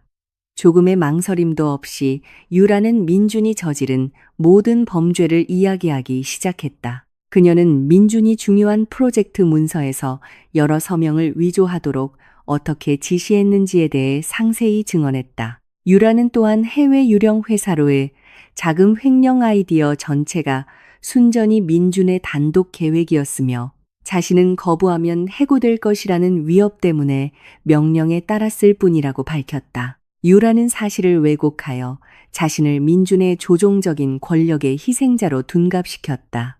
그 거짓과 배신으로 가득 찬 증언을 듣고 민준은 감정을 억누를 수 없었다. 그는 피고인석에서 일어나 재판부 앞에서 유라를 향해 욕설을 퍼부으며 그녀를 은혜도 모르는 배신자라고 비난했다. 재판장은 뜨거워진 법정 분위기를 진정시키기 위해 여러 번 의사봉을 두드려야 했다. 매우 배신감을 느낀 민주는 혼자 무너지고 싶지 않았다. 그는 즉시 변호사에게 속삭이며 체포되기 전에 몰래 빼돌린 데이터 저장 장치를 건넸다. 민준의 변호사는 앞으로 나와 반박 증거로 오디오 녹음을 재생할 수 있도록 재판부의 허가를 구했다. 그 녹음은 민준이 몇 달 전 유라의 기기에 설치했던 휴대폰 도청의 결과물이었다. 유라의 목소리가 법정 전체에 울려 퍼졌다. 녹음에서는 유라가 누군가와 논의하며 지윤을 영구적으로 신체적 상해를 입혀 더 이상 회사를 경영할 수 없게 만들려는 사악한 의도를 계획하는 것이 분명하게 들렸다. 녹음 속 유라는 또한 모든 재산을 차지한 후에는 민준을 즉시 제거해야 한다고 재촉했다. 그 녹음은 상황을 매우 빠르게 역전시켰다. 이제 유라의 얼굴이 창백해질 차례였다. 검사는 즉시 그 새로운 증거를 유라를 계획적인 범죄 미수 혐의로 기소할 근거로 기록했다. 궁지에 몰려 극도로 당황한 유라는 마침내 통제력을 잃었다. 그녀는 증인석에서 일어나 떨리는 손으로 민준의 얼굴을 가리켰다. 유라는 자신의 마지막 무기를 꺼내기로 결심했다. 그동안 자신의 안전 보장책으로 비밀스럽게 간직해온 가장 어두운 비밀. 유라는 재판장에서 민준이 냉혈한 살인자라고 폭로하며 소리쳤다. 그녀는 몇 년 전 민준이 지윤에 돌아가신 아버지의 차량을 사보타주하기 위해 일단의 청부 폭력배를 고용했고 그것이 치명적인 사고를 유발하여 그 노인의 건강을 앗아가 결국 사망에 이르게 했다는 증거를 폭로했다. 유라는 그 폭력배들의 이름과 자신이 직접 목격한 비밀 거래 장소를 언급했다. 재판장 분위기는 즉시 폭발했다. 기자들은 서둘러 그 뜨거운 뉴스를 타전했다. 재판장은 이제 멍하니 서 있는 민준을 날카롭게 쳐다보았다. 그는 자신의 인생이 오늘로 완전히 끝났다는 것을 깨달았다. 그가 가장 두려워했던 가장 큰 비밀이 마침내 자신의 내연녀에 의해 폭로된 것이다. 두 탐욕스러운 인간은 이제 서로의 범죄를 발가벗기고 있었다. 서로를 물어뜯고 서로를 매우 깊은 파멸의 구렁텅이로 끌어당겼다. 그 혼란 속에서 민준의 시선은 우연히 방청석에 앉아있는 지윤의 시선과 마주쳤다. 지윤은 과장된 표정을 짓지 않았다. 그녀는 단지 눈앞의 두 배신자를 매우 차분한 눈빛으로 바라볼 뿐이었다. 얼음처럼 차갑게, 승리의 미소도 조롱의 웃음도 없었다. 오직 그녀의 가슴 속에서 타오르는 절대적인 만족감 뿐이었다. 그녀는 그들을 처벌하기 위해 자신의 손을 더럽힐 필요가 없었다. 단지 약간의 의심의 불씨를 지피고 그들의 재정적 힘의 원천을 차단하는 것만으로 충분했다. 지윤은 두 탐욕스러운 인간이 국가의 법 앞에서 서로를 죽이고 자신들의 미래를 파괴하도록 만드는데 성공했다. 그날의 재판은 유라에 대한 공식적인 구속과 민준에 대한 여러 추가 조항으로 마무리되었다. 그들 둘 다 매우 오랫동안 바깥 세상을 보지 못할 것임을 확실히 했다. 재판장의 의사봉 소리가 지방 법원 법정 전체에 매우 크게 울려 퍼졌다. 거짓과 탐욕으로 가득했던 긴 여정의 끝을 알렸다. 그 나무 망치 소리는 마치 민준과 유라의 미래에 대한 사형 선고처럼 들렸다. 재판부는 크고 단호한 목소리로 더 이상 이의를 제기할 수 없는 최종 판결을 낭독했다. 민준은 고도의 문서 위조, 주주자금 횡령, 그리고 과거 장인을 해치려 한 사악한 의도 등 여러 계획적인 범죄로 징역 15년을 선고받았다. 한편 신체적 범죄 계획에 가담하고 재무조작 과정을 도운 혐의가 입증된 유라는 징역 8년을 선고받았다. 그 판결에 민준은 텅 빈 눈빛으로 고개를 숙였다. 한편 유라는 히스테릭하게 울부짖었고 결국 법원 경비원들에 의해 밖에서 기다리고 있던 호송차로 강제로 끌려가야 했다. 둘은 비좁은 호송차 감방에 갇혀 고통으로 가득 찬 새로운 삶을 향해 이송되었다. 여자 교도소에서의 삶은 유라에게 엄청나게 힘든 육체적, 정신적 고문이었다. 한때 유명 디자이너의 옷을 입고 고급 레스토랑에서 호화로운 음식을 먹으며 푹신한 침대에서 잠자던 여자는 이제 거칠고 퀴퀴한 냄새가 나는 수감복에 익숙해져야 했다. 매일 아침 해가 뜨기 전에 일어나 교도소 구역을 청소하고 칙칙한 금속 식판 위에 제공되는 보잘것없는 음식을 먹어야 했다. 임신으로 무거워진 몸은 그 모든 일과를 수천 배 더 고통스럽게 만들었다.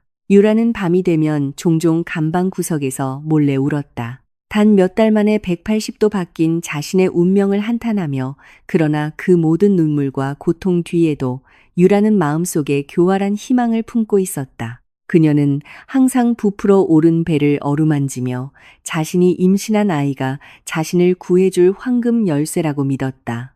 유라는 그 아이를 이용해 민준의 대가족, 특히 후계자를 간절히 원했던 민준의 어머니로부터 동정심을 얻어낼 계획이었다. 마침내 추운 밤중에 분만 시간이 찾아왔다. 유라는 매우 제한적인 의료 장비를 갖춘 교도소 의무실에서 가족 한 명의 동행도 없이 출산했다. 그녀는 몸을 찢는 고통을 갓 태어난 남자아이를 보기 위해 온 힘을 다해 참았다. 아기는 교도소 의무실의 정적을 깨며 힘차게 울었다. 상태가 조금 회복되자마자 유라는 교도관에게 민준의 가족에게 연락해달라고 간청했다. 그녀는 그들 가족의 첫 손주가 태어났으며 아이를 위한 보호권과 생활 보장을 요구한다는 메시지를 전달해 달라고 요청했다. 출생 소식은 민준의 어머니 귀에 들어갔다.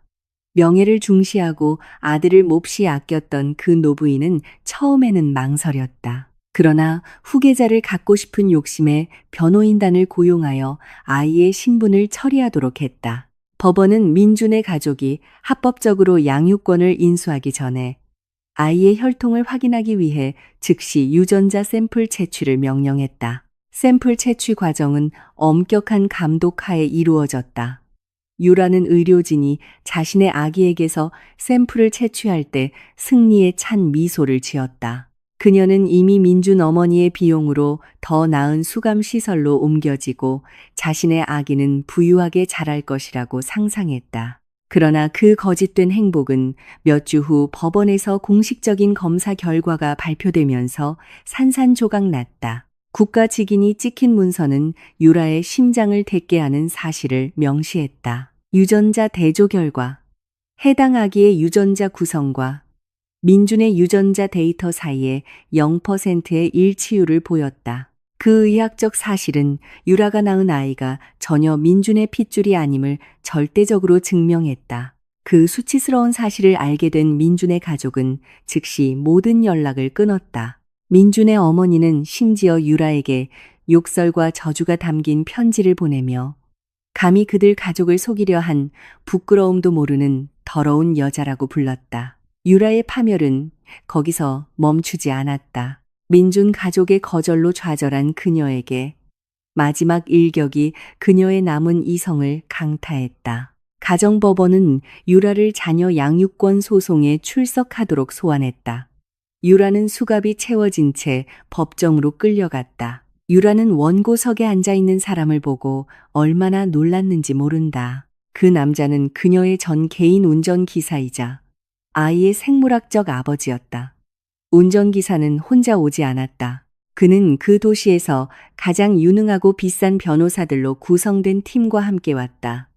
평범한 노동자가 고용할 수 없는 법률팀이었다. 유라는 안즉시 지윤이 마쿠에서 다시 움직이고 있다는 것을 깨달았다. 전 상사의 아내는 단지 유라가 남김없이 모든 것을 잃도록 하기 위해 이 모든 법적 절차를 비밀리에 지원하고 있었던 것이다. 재판장 앞에서 운전기사의 변호사는 매우 강력하고 반박할 수 없는 주장을 펼쳤다. 그들은 의뢰인이 합법적인 친부임을 증명하는 유전자 검사 결과를 첨부했다. 더 나아가 변호사는 매우 치명적으로 유라의 입장을 공격했다. 그들은 유라가 중범죄 전과자라는 사실, 아기의 안전을 위협하는 잔인한 사채업자에게 빚진 기록, 그리고 매우 불안정하다고 간주되는 그녀의 정신 상태를 폭로했다. 그들은 재판관에게 수감자 신분이고 범죄 기록이 있는 어머니의 양육하에 아이를 두는 것은 아이가 마땅히 누려야 할 적절하고 안전한 삶을 살 권리에 대한 침해라고 설득했다. 모든 서류와 강력한 증거를 검토한 재판관은 결정을 내리는데 오랜 시간이 걸리지 않았다. 의사봉이 다시 두드려졌고 완전한 양육권은 운전기사에게 돌아갔다. 한편 유라의 모성권은 국가에 의해 완전히 박탈되었다. 유라는 법정 안에서 비명을 질렀다. 친아버지가 즉시 데려가는 자신의 아기를 부르며 발버둥 쳤다. 유라는 재산을 잃었고 자유를 잃었으며 이제는 힘들게 낳은 유일한 핏줄마저 잃었다. 다른 곳에서 민주는 중범죄 남성 수감자들을 위한 최고 보안 등급의 교도소에 막 도착했다. 신입 수감자 수용 과정은 그의 존엄성을 매우 짓밟았다. 민주는 검사를 위해 모든 옷을 벗어야 했고 피부에 따가운 소독액을 맞았으며 매우 얇은 수감복을 받았다. 그는 건장한 교도관에게 이끌려 쇠창살 넘어 다른 수감자들의 위협적인 시선으로 장식된 긴 복도를 따라 걸었다. 내부 분위기는 매우 축축했고 비명, 욕설, 그리고 코를 찌르는 땀 냄새로 가득했다. 평생을 사치와 존경에 익숙했던 민주는 이제 무릎이 심하게 떨릴 정도로 두려움을 느꼈다. 그는 계속 고개를 숙이고 누구의 눈도 마주치지 못했다. 교도관은 가장 끝 블록에 있는 감방 앞에서 멈췄다. 가장 잔인한 범죄자들만 수용하는 블록이었다. 두꺼운 철문이 귀를 찢는 소리를 내며 열렸다. 교도관은 민준의 몸을 감방 안으로 거칠게 밀어넣어 그가 차가운 시멘트 바닥에 넘어지게 한 후 밖에서 다시 문을 잠갔다. 그 감방은 벽 위 작은 환기구에서 들어오는 희미한 빗줄기만이 비추고 있었다. 민준은 힘들게 일어나 옷에 먼지를 털었다. 그는 그 좁은 감방에 혼자가 아니라는 것을 깨달았다. 방구석에는 팔과 목에 끔찍한 흉터와 근육으로 가득 찬 매우 큰 남자가 앉아 있었다. 그 남자는 민준에게 등을 돌린 채 앉아 끝을 뾰족하게 갈아 날카로운 무기로 만든 칫솔을 갈고 있는 것처럼 보였다. 민준이 넘어지는 소리를 듣고 거구의 남자는 하던 일을 멈췄다. 그는 천천히 몸을 돌려 새로운 감방 동료를 보았다. 그 남자의 얼굴이 환기구에서 들어오는 빛에 비쳤을 때 민준의 숨은 목구멍에서 즉시 막혔다. 그의 심장은 가슴에서 터져 나올 것처럼 격렬하게 뛰었다. 민준은 그 험상 주는 얼굴을 알아보았다. 그 남자는 민준이 몇 년 전 돈을 빌렸던 잔인한 사채업자 조직의 두목이었다. 민준이 유령 회사를 이용해 횡령하여 그 사채업자가 함정에 빠져 경찰에 체포되게 만들었던 그 돈이었다. 그동안 사채업자는 자신의 암흑 사업을 파괴한 사람을 계속 찾으며 엄청난 원한을 품고 있었다. 이제 운명은 그가 가장 찾던 먹잇감을 바로 그의 앞으로 데려왔다. 출구 없는 좁은 공간에 함께 갇힌 채로 큰 남자가 일어섰다. 그의 몸은 불빛을 가릴 정도로 솟아 있었다. 매우 끔찍하고 비웃는 듯한 미소가 그의 입술에 번졌다. 앞으로 수십 년 동안 민준에게 끝없는 고문을 약속하는 미소였다. 민준은 등이 차가운 철문에 부딪힐 때까지 천천히 뒤로 물러섰다. 진정한 지옥이 이제 막 시작되었음을 깨달았다. 거대한 폭풍이 지나가고 지윤의 삶에서 모든 기생충을 청소한 지 꼬박 1년이 지났다. 계절이 바뀌었고 이제 이전보다 훨씬 더 견고하게 서 있는 회사의 모습도 그러했다. 총명하고 단호하며 타협하지 않는 지윤의 리더십 아래 민준의 소행으로 인해 발생했던 모든 금융 위기는 매우 훌륭하게 극복되었다. 지윤은 경영진에 대한 대대적인 개편을 단행하여 무능함이 입증된 사람들을 제거하고 높은 진정성을 가진 전문 인력으로 교체했다. 그녀는 더 이상 집에서 조용히 지내는 순종적인 아내라는 칭호의 그림자 뒤에 숨지 않았다. 이제 지윤은 자신의 권력의 정점에 선 여왕이었고 날카로운 본능으로 비즈니스의 모든 측면을 통제했다. 한때 그녀를 거의 배신할 뻔했던 주주들은 이제 절대적인 순종으로 고개를 숙였다. 이 지적인 여성의 탁월한 전략이 없었다면 그들의 회사는 분명 산산조각 났을 것이라는 사실을 깨달았다. 본사 건물의 임원층 분위기는 매우 역동적이면서도 질서정연했다. 더 이상 그 공간의 공기를 오염시키는 추잡한 음모나 값싼 분류는 없었다. 지우는 단단한 원목으로 만들어진 그녀의 거대한 집무용 책상 뒤에 앉아 있었다. 한때 그녀가 남편의 배신 문서를 발견했던 바로 그 책상이었다. 하지만 이제 그 공간은 그녀의 우아하고 미니멀한 취향에 맞게 재단장되었다. 바닥에서 천장까지 뻗은 대형 유리창을 통해 정오의 햇살이 들어왔다. 매우 빛나고 평화로우며 자신감 넘치는 지윤의 얼굴을 비추었다. 그녀는 방금 목표를 훨씬 뛰어넘는 순이익을 기록한 분기평가 회의를 마쳤다. 지윤은 인체공학적 의자에 등을 기대고 깊은 숨을 내쉬며 그동안 항상 빼앗겼던 평온을 즐겼다. 방문이 밖에서 조용히 노크되었다. 매우 전문적이고 재빠른 새로운 비서가 정중하게 들어왔다. 비서는 리더의 서명이 필요한 서류 더미와 사무실 주소로 직접 배달된 몇 통의 개인적인 편지를 가져왔다. 지우는 상냥한 미소로 비서를 맞이했다. 그녀에게 제출된 업무 보고서 서류를 하나씩 검토하기 시작했다. 그녀는 꼼꼼히 읽고 서명을 하고 끝난 서류는 옆으로 치웠다. 모든 업무가 끝난 후 지윤의 시선은 책상 한 구석에 있는 편지 더미에 머물렀다. 대부분은 자선 행사 초대장, 새로운 사업 협력 제안, 그리고 동료들의 축하 인사였다. 그러나 향기로운 종이와 고급 로고가 찍힌 편지 더미 사이에는 최고 보안 등급 교정시설의 우편 소인이 찍힌 칙칙한 봉투가 하나 있었다. 지우는 그 칙칙한 봉투를 천천히 집어들었다. 왼쪽 상단 구석에 매우 지저분하고 떨리는 필체로 민준의 이름이 선명하게 적혀 있었기 때문에 보낸 사람을 추측할 필요가 없었다. 과거 민준의 항상 자신감 넘치고 단정했던 필체와는 매우 달랐다. 지우는 편지 개봉용 칼을 사용하여 봉투를 열고 이미 낡아빠진 종이 한 장을 꺼냈다. 그녀는 한때 자신의 마음을 산산조각냈던 남자가 쓴 문장들을 읽기 시작했다. 그 편지는 위협이나 자기 변명의 편지가 아니라 매우 비참하고 애처로운 탄식이었다. 민주는 매일 감방에서 겪는 모든 고통을 적었다. 그는 감방 동료에게 계속해서 분노의 희생양이 되어 몸이 얼마나 망가졌는지 이야기했다. 그 잔인한 사채업자는 자신의 신체를 끊임없이 고문하는 방식으로 손해배상을 요구했다. 긴 편지에서 민주는 지윤에게 용서를 구걸했다. 그는 기억할 수 있는 모든 달콤한 말을 사용했고 예전에 자주 부르던 애칭으로 지윤을 부르며 결혼 초기의 아름다운 추억을 상기시켰다. 민주는 아내의 자비를 구걸하며 지윤이 자신의 권력과 영향력을 사용하여 교도소장과 이야기해달라고 간청했다. 민주는 격리 감방이나 더 안전한 수감 블록으로 옮겨지기를 원했다. 그는 자신의 목숨이 이미 위태롭고 매일 밤의 고문을 더 이상 견딜 수 없다고 느꼈기 때문이다. 그 남자는 지윤이 자신을 그 사채업자와의 지옥에서 구해준다면 무엇이든 하겠다고 맹세했다.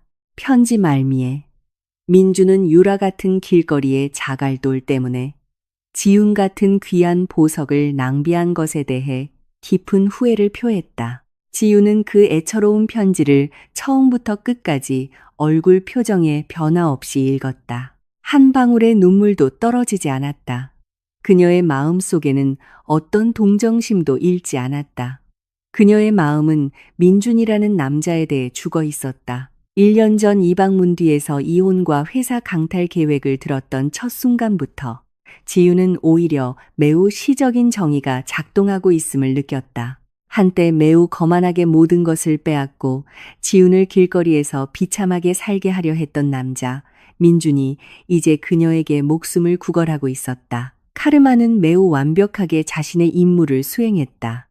그 조종적인 남자의 가장 약한 지점을 정확히 강타했다. 감방에서의 민준의 고통은 고통, 눈물, 그리고 탐욕 때문에 서서히 빼앗긴 지윤 아버지의 목숨에 대한 합당한 대가였다. 지윤은 그 낡은 편지를 매우 깔끔한 동작으로 다시 접었다. 그녀는 분노에 차찍거나 태우지 않았다. 그녀는 오히려 거대한 의자에서 일어나 방 한 구석에 있는 문서 파쇄기로 느리지만 확고한 걸음으로 걸어갔다. 지윤이 전원 버튼을 켜자 기계는 낮은 윙윙거리는 소리를 내며 켜졌다. 조금의 망설임도 없이 지윤은 그 목숨을 구걸하는 긴 편지를 기계의 투입구에 넣었다. 기계 안의 강철 칼날들은 즉시 빠르게 작동하여 그 칙칙한 종이를 더 이상 아무 의미도 없는 작은 조각들로 갈기갈기 찢었다. 이제 먼지 조각이 되어버린 민준의 희망처럼 지윤은 마지막 종이가 삼켜진 후 기계를 껐다. 그녀는 그리고 큰 유리창으로 다가가 아래에 넓게 펼쳐진 대도시의 풍경을 바라보았다. 차량들이 오가고 고층 빌딩들이 굳건히 서 있으며 더 이상 그녀의 발목을 묶는 거짓 없이 삶은 매우 아름답게 계속되고 있었다.